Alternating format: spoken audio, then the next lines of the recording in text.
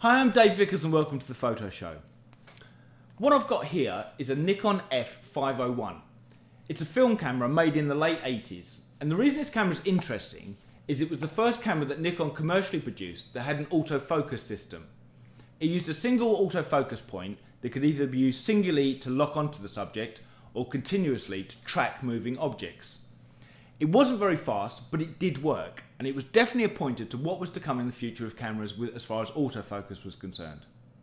Now, modern cameras have very complex autofocus systems, using multiple focusing points and cluster groups and a number of different modes that you can use to focus your camera. What I'm going to do today is take you through the autofocus modes on a Nikon D7100. It'd be exactly the same if you own a Nikon D7200, as both use exactly the same autofocus system. Remember, if you like what you see on the Photo Show, please comment, like and subscribe in the boxes below. Let's have a look at the autofocus system for a Nikon D71 and D7200.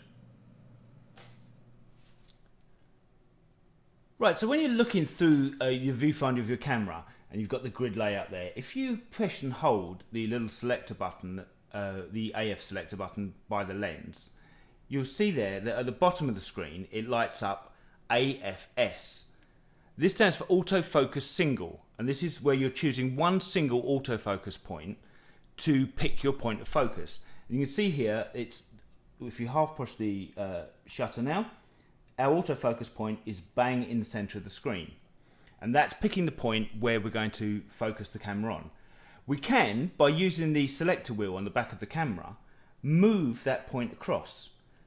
And with this camera, you've got 51 focus area points, so you've got 51 areas within the frame that you can choose to move that point to. So if we move the point across to here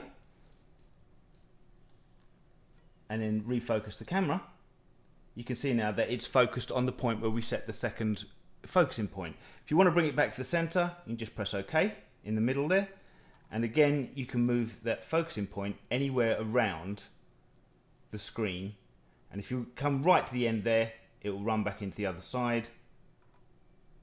Press OK and you're back to the center. Now, autofocus single, as the name suggests, picks a single point to focus, and the normal use of this is if you're using still subjects. If you're taking portraits or still lifes or landscapes, you can choose your focus point by using autofocus point single. The addition to that, you can see as well, you've got an S there which is showing the single point. If you move the sub-command dial on the front, that then switches to auto, which will choose the autofocus point for you, but it will still be a single autofocus point. But I would suggest, if you're going to use autofocus point single, keep it on the S, so you've got a single point and you can pick and choose the focusing point you wish to use. Right, so we've looked at autofocus point single. If you push the autofocus mode button again, and now turn the command dial on where your thumb is on the back of the camera, round one click, and you'll see now that at the bottom there it's changed from AFS to AFC, and this is autofocus continuous. And what this is going to do, as opposed to with autofocus single where it locks the focus on the point you choose, this will search for the focusing point with moving objects.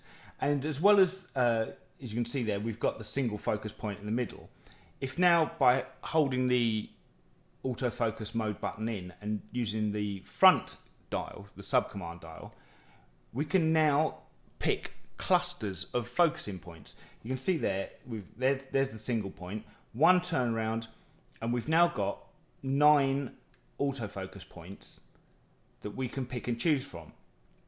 The camera, what we're basically doing is allowing the camera to pick within that group of 9 an area to focus from. And again, like the single point, if we use the rotary wheel on the back, we can move those 9 points around the frame and choose the cluster. So this is ideal with moving subjects, with sport and things like that. I've also found it works well in low light, in the fact that you can allow the camera to pick and choose its focusing point a little bit better. As well as the 9 point, let's put this back to the center. We have the 9 point there. If we turn the sub-command dial again, that now gives us 21 focusing points. Exactly the same idea, except we've got a larger cluster of points that the camera will pick and choose its focus from.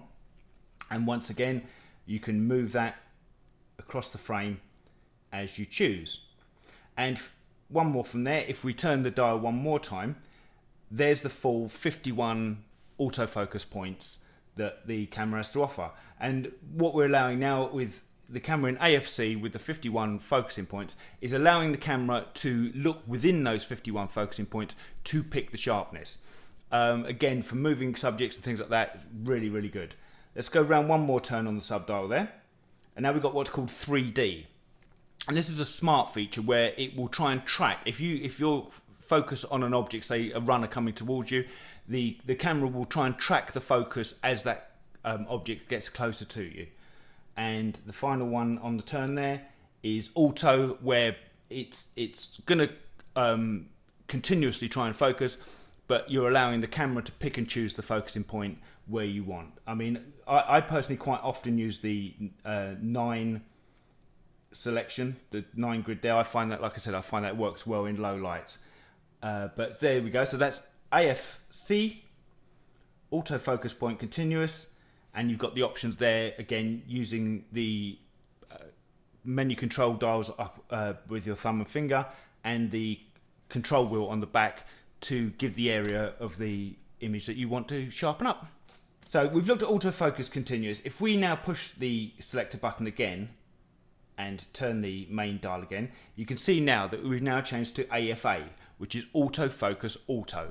And as the name suggests, we're now allowing the camera to choose the focusing point that we wish to use. You have the options again, if you hold the dial in and use the front dial, to have that as a single point, a selection, a cluster group of 9, a cluster group of 21, a cluster group of 51, the 3D option as well, and full auto.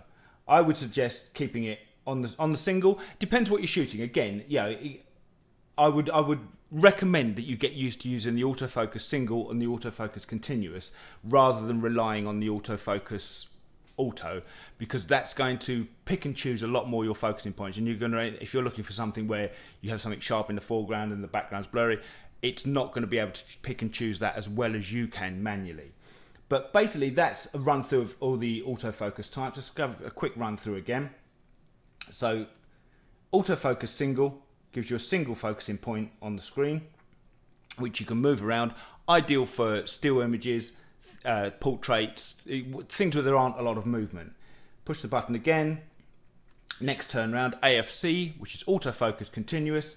And within that, you have the choice of a single focus point, a group of 9, a group of 21, and the full 51 autofocus points there.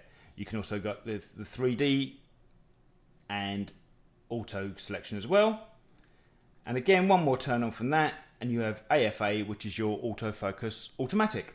And that's basically how the autofocus works within the camera. It gives you a lot of options. I would basically learn how to use the autofocus single and the autofocus continuous, and depending on the types of images you're taking, work out which groupings work best for you. And again, use the wheel on the back of the camera to put the focusing point in the area where you're looking for it to be. So let's go back to autofocus single. So again, there it's focusing in the center, but we can move that across anywhere we like within those 51 focusing points and get the camera to refocus at that point. So we have a lot of options of where we can pick and choose our focus point from. Hopefully that's explained it. So we'll leave that there from then. Any questions, leave them in the comments box below. But for now, that's the autofocus system in the Nikon D7100 and D7200.